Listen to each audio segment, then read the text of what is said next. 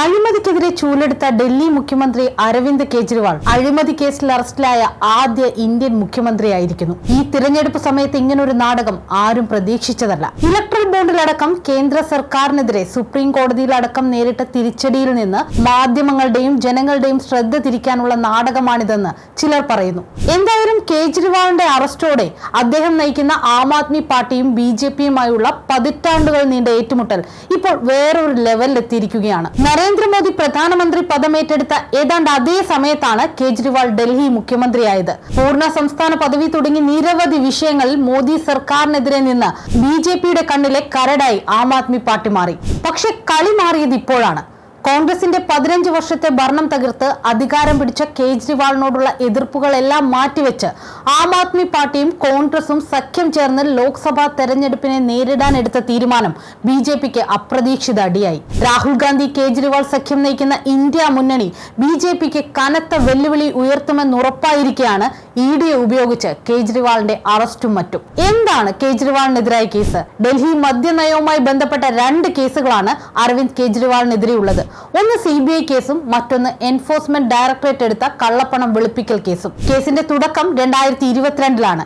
Aam Aadmi party നേതാക്കളും ഡൽഹി സർക്കാരിലെ ചില മന്ത്രിമാരും മദ്യ വ്യവസായികളിൽ നിന്ന് കൈക്കൂലി വാങ്ങി അവർക്ക് ഡിസ്കൗണ്ട് നൽകുകയും ലൈസൻസ് ഫീസിന് കാലാവധി നീട്ടുകയും ചെയ്തുവെന്നാണ് EDയുടെ ആരോപണം. ഡൽഹി ഉപമുഖ്യമന്ത്രിയും എക്സൈസ് വകുപ്പിന്റെ ചുമതലയുമുള്ള മനീഷ് സിസോദിയ നിയമവിരുദ്ധവും ഏകപക്ഷീയവുമായ ഒരു തീരുമാനത്തിലൂടെ ഖജനാവിന് 580 കോടി നഷ്ടം വരുത്തിയെന്നായിരുന്നു EDയുടെ ആദ്യ കണ്ടെത്തൽ. പിന്നാലെ സിസോദിയയെ അറസ്റ്റ് ചെയ്തു. ആം ആദ്മി പാർട്ടി വാർത്താ വിതരണ വിഭാഗം നേതാവ് വിജയ് നായർ അടക്കം 14 പേർക്കെതിരെ കേസെടുത്തു. ഇക്കഴിഞ്ഞ മാർച്ചിൽ സൗത്ത് ഗ്രൂപ്പ് എന്ന സ്ഥാപനത്തിൽ നിന്ന് ആപ് നേതാക്കൾ 100 കോടി കൈപ്പറ്റിയെന്ന് ED കണ്ടെത്തി. കേസിൽ തെലങ്കാന മുൻ മുഖ്യമന്ത്രി ചന്ദ്രശേഖര റാവുവിന്റെ മകളും BRS നേതാവുമായ K കവിതയെ കഴിഞ്ഞയാഴ്ച ED അറസ്റ്റ് ചെയ്തു. സൗത്ത് ഗ്രൂപ്പുമായി കവിതയ്ക്ക് ബന്ധമുണ്ടെന്ന് ആരോപിച്ചായിരുന്നു ഈ അറസ്റ്റ്. കവിതയുടെ അറസ്റ്റിന് പിന്നാലെ അരവിന്ദ് കേജ്രിവാളാണ് ഈ അഴിമതി കേസിലെ യഥാർത്ഥ ആസൂത്രകനെന്ന് ED ആദ്യമായി ആരോപണം ഉന്നയിച്ചു. അതുവരെ കേജ്രിവാൾ ഈ കേസിന്റെ ചിത്രത്തിലേ ഇല്ലായിരുന്നു.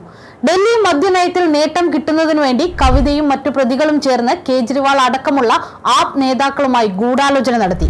ഇതിന് പ്രത്യുപകാരമായി ആപ് നേതാക്കൾക്ക് 100 കോടി രൂപ നൽകുന്നതിൽ കവിത പങ്കാളിയായി. പ്രതികളിൽ ഒരാളുമായി കേജ്രിവാൾ നേരിട്ട് സംസാരിച്ചുവെന്നും ED കുറ്റപത്രത്തിൽ ആരോപിക്കുന്നു.